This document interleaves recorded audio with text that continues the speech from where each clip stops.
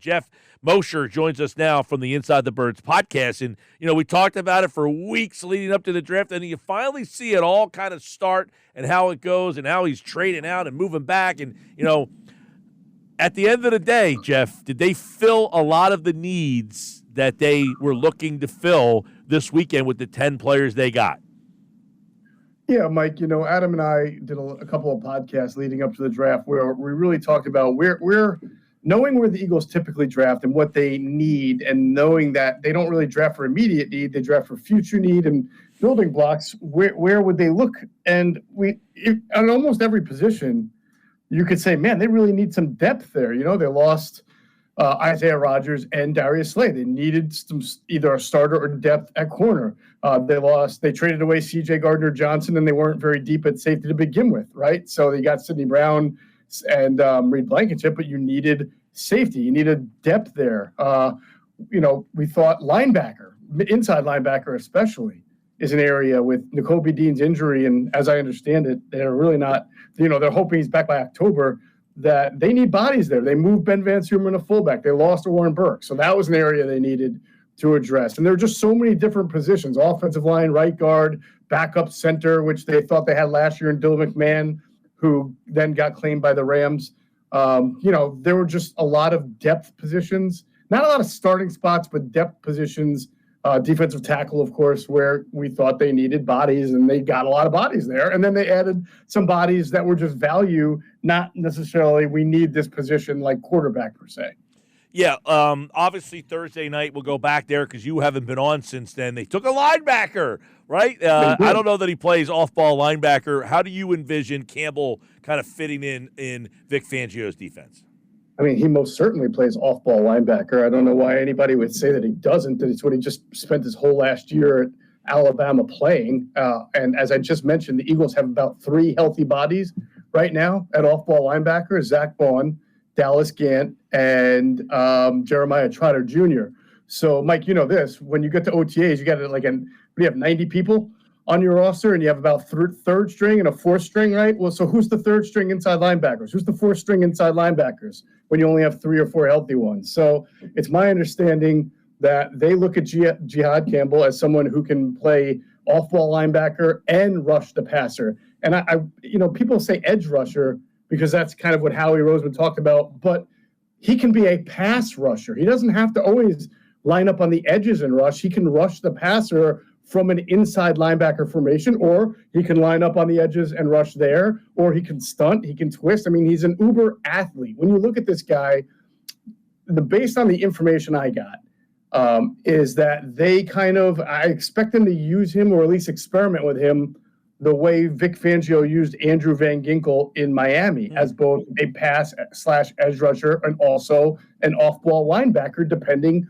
on the situation. And I'm surprised, I've seen some reports out there, and I think people are misinterpreting what Howie Roseman said. I don't think it's irrelevant that he can play off-ball linebacker. It's certainly an area he's got to develop. I'm not telling you he's going to definitely be an off-ball linebacker. He has to show that he can play it in the league as well as he played it at Alabama. And even at Alabama, there were some areas of it that he struggled. Okay, obviously, if you just line him up in the edges and say, go get the pass, get the quarterback, that's a little bit of an easier task. But again, he will have the opportunity to line up in multiple spots at off-ball linebacker and on-ball linebacker. And if he's good enough, they'll find ways to get him on the field in both scenarios. Do you see Campbell being one of these day one impact players? In other words, Nolan Smith was drafted right around the same spot, 30, 31. I don't remember what Nolan was, but he was late first round. He made essentially no impact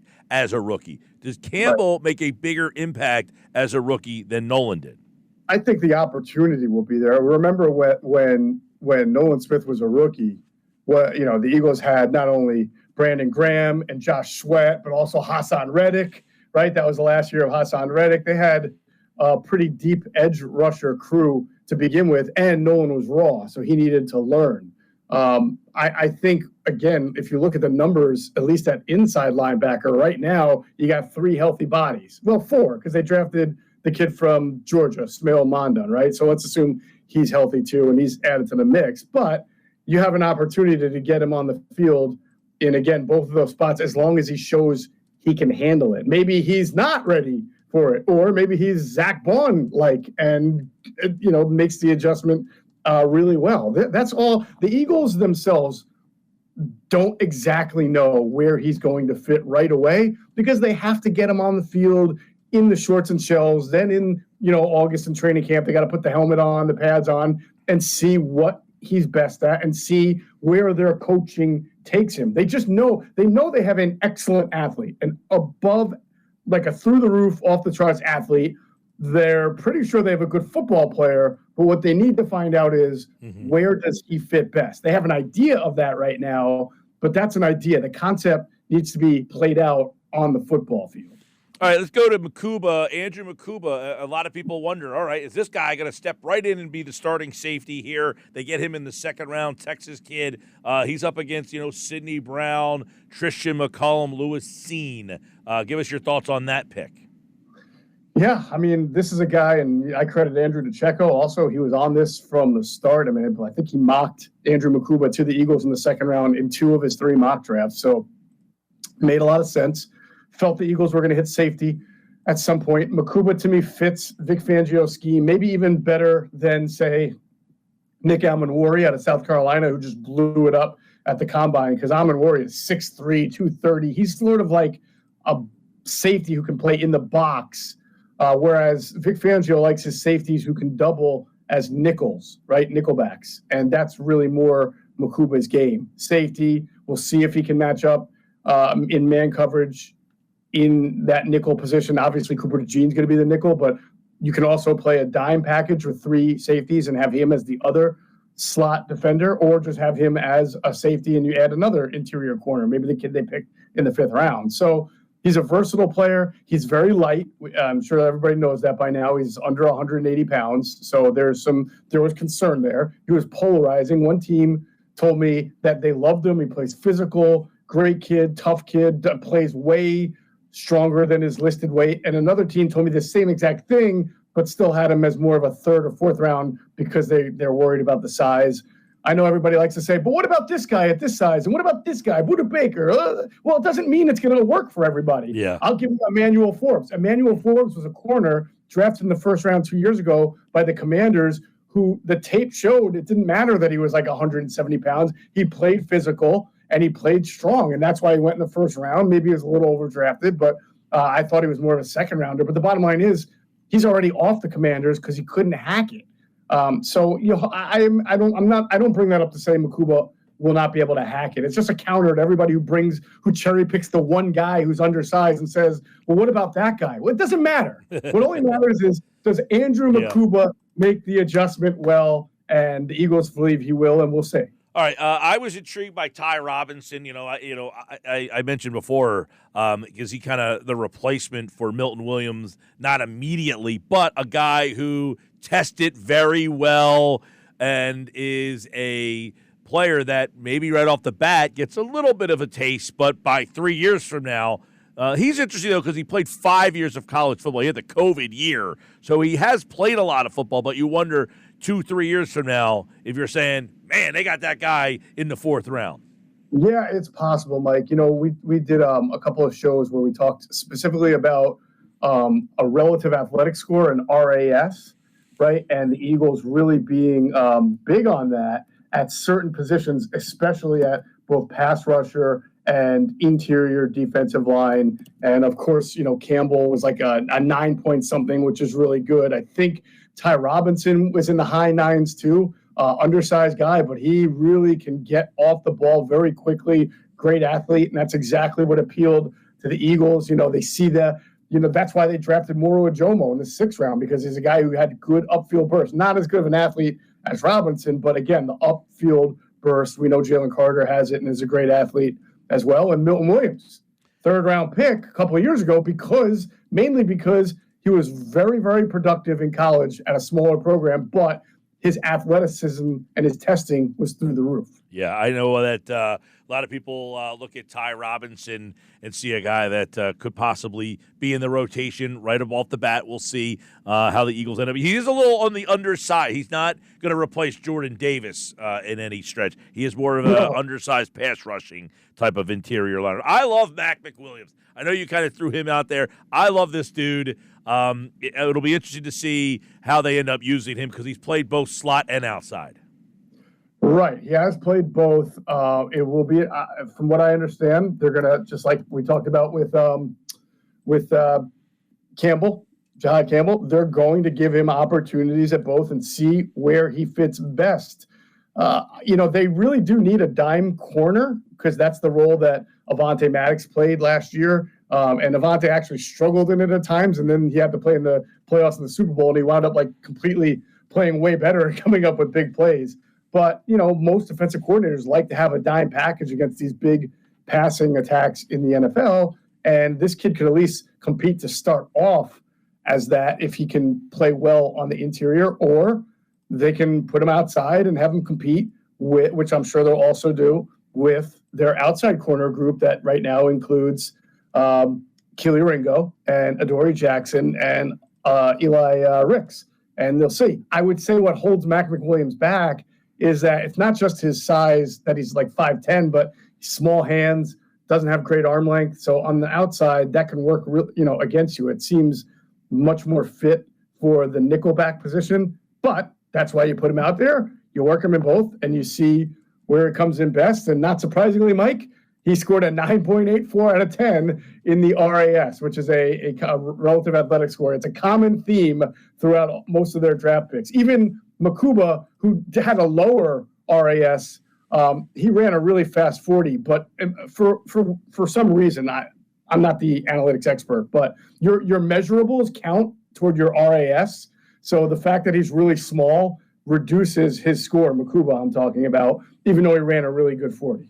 All right, Geoff Mosher, we're looking at the Eagles draft class, kind of taking a look back. They took 5 straight defensive players and then went with 4 straight offensive players, 3 on the offensive line, 2 of which have NFL bloodlines. Drew Kendall, Miles Hinton, their fathers both played the offensive line. Cameron Williams, another guy there. So they really went with offensive line depth, and they do what they generally do, which is go Kyle McCord, and that became a story because there were some reports that the Eagles had some interest in Shedeur Sanders.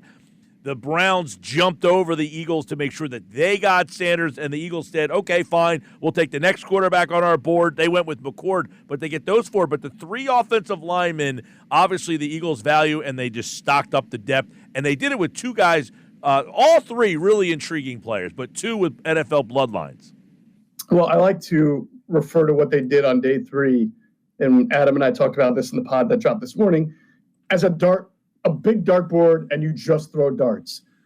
This draft in particular, Mike, was not long and deep on talent at a lot of positions, especially ones that the Eagles value. It was kind of top heavy. So that's why you see them completely trade out of the 3rd round. They had their eyes on some offensive linemen. They left. They didn't want to trade up for them. So they got out of the 3rd round. And then in the 4th round, after they picked Ty Robinson, they had another 4th round pick. Another offensive lineman went off the board to the Colts, I believe, and then they were out of the 4th round. So what does that tell you? The Eagles didn't really love the middle round value here. They like the late round value. But when you like the late round value, what you're essentially saying is you think that there are some real high upside guys here, and you hope it works out. So we can go through all the names. Each one of them has some strengths. Each one of them has some weaknesses and some downsides. And, you hope that when you throw these darts, you don't expect all of them to hit the bullseye. If you hit 1 on or 2 of them, absolutely, then you've done your job, especially in a draft like this. Which is why, by the way, I crack up when I see these people who are just aiming for headlines and clicks. Say, "Oh, the Eagles won this draft 5 years down the road is going to be considered the best." Why? Based on what? Like what is? I like the draft approach. I have no issues with anybody that they took, but who is it that they took in this day 3 that makes people think that this is going to be the greatest draft ever? Well, I will say, in defense of those people, when you're doing draft grades, you are grading yourself on what you project those players to be. Right. So, take the guy out of Texas, right? I think people are really excited Cameron about Williams. Cameron Williams. Yeah. I can tell you personally that there's not the same enthusiasm among NFL teams about Cameron Williams. That's why he went late. He's played overweight, and you could convince me he'll be all right in 2 or 3 years under Stoutland University. You could convince me he'll be out of the league in 2 or 3 years if he doesn't get his act together. So, who knows? And then you get the guy in the 7th round who is the 25.5 sacks. I mean, when you get a guy that productive, people are like, whoa! And I talk about this, because the Eagles have taken guys like Teron Jackson. There's another guy that I feel like was in that. What was it? Quentin Johnson. Yes. Patrick Johnson. Those two guys were in the same draft, and I feel like they've just been getting cut and back multiple times. They're just kind of special teams players. But neither one of those guys have been as productive as this player was at a higher level than Patrick and Teron Jackson both played at. Yeah, no, that's absolutely fair. And I actually like that. I mean, I have no issue, again, with any of the picks. I always grade an approach, and I think the Eagles' approach was the correct one for who they are and what they do. But I particularly did like that guy because, again, like you said, he was productive at a major program. His athleticism, he's one of the few guys where the athleticism doesn't jump out, but that's because you're literally picking in the latest of the late rounds, and you're just trying to hope that something translates well. Well, the draft is over. That's it. 10 picks, 3 days. Not upset about it. But minicamp is on Saturday, and we'll get a chance to see all these guys for the first time. They will be on the field Saturday and Sunday, and it all begins the end of the Eagles Super Bowl run. They're at the White House today, so that will kind of end the Super Bowl season, and now it'll be on to defending that Super Bowl trophy, and we'll have all the coverage right here on Football at 4 with the guys from the Inside the Birds podcast, and I know you guys will have a ton of off-season mini camp, training camp coverage. Training camp's going to be here before we know it, man. Don't blink. I will not blink, and by the way, on Wednesday, I might have a special announcement for you. All right. Well, there's some news for you there. All right, Sports Bash Live, Wednesday with Mosher, possibly a special.